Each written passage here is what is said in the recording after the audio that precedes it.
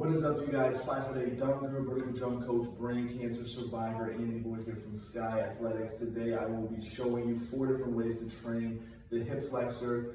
Again, as a vertical jump coach, I deal with a lot of different ailments from athletes. So the common one is knee pain and strained quads, specifically the outer part of the quad. This is due to weak hip flexors. When you plant, so if I'm a left to right planter, so when I plant that left foot, my left leg, specifically the quad hip flexor, they have to be able to absorb that contact.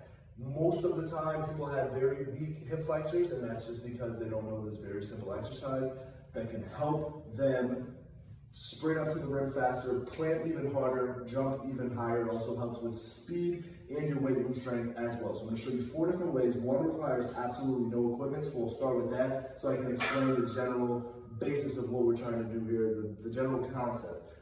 So the goal is to obviously put some strain or weight on the hip flexor. The best way to do this, like you're running, is to raise it up. So as an ISO, also as a way to not have equipment, again, you can use a doorway. This is just a PVC pipe I have here in my gym. You want to raise the knee straight up to the sky, not out like this, but straight up to the sky, while I'm pressing down with my hand. So here, again, if you're keeping the leg within your midline, then you'll feel it at the top of the quad or the hip flexor. So I'll feel that right up here. You can hold that for 3 sets to maybe 15 to 30 seconds, just based off of your current athletic ability. If you have access to weights, start off light, but again, we want to gradually build up over time.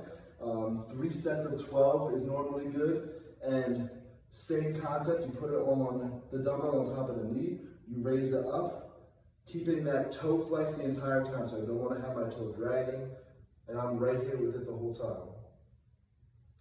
Up, little pause at the top, and again, I don't want to be out here because then I'll be hitting the glutes and potentially the outside of the quad, but if I stay in my center line, then you'll feel it, I'll feel it, top of the quad, aka the hip flexor. For the next one, again, seeing different types of contractments and sorts.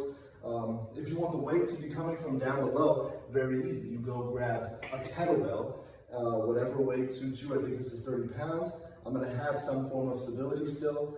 This will definitely make sure that your foot is flexed the entire time, dorsiflex, so we don't want it to drop. We want it to stay parallel with the ground. I'm gonna raise it up, and it's the same concept. The weight's just coming from a different area. So now this is coming from down below, so I'm actually lifting it up. All works the same, at least for me. I prefer the dumbbell, but I do enjoy this other option where you can grab a band, and I'll show you what I do with this.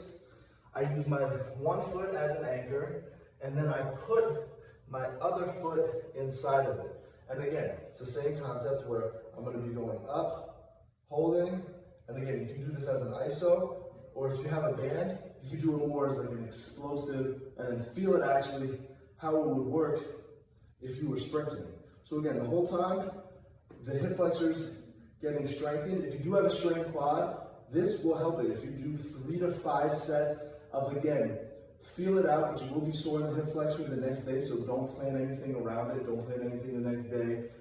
Don't do this before a game for a crazy amount of sets. If you're doing this as a warm-up before a game or before a dunk session, I would suggest doing and it's the easiest one to do, getting some sort of stability and just doing ISOs 15 to 30 seconds, 3 sets of 15 to 30 seconds.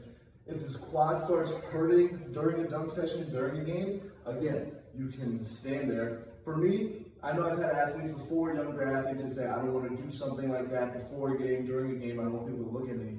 I would rather look like this and play and dunk pain-free on a 10-foot rim than be in pain, but that's just me. So again, 4 different ways. The concept is to get that hip flexor up, keep that foot flexed the entire time, take the tension off of the quads. Let me know if you guys like these vertical videos, this type of instructional tutorial videos. Let me know also if it helps you. Again, Lloyd from Skigh Athletics. Check the website out for custom training, free training, and preset 6-month program training as well. Talk to you guys soon.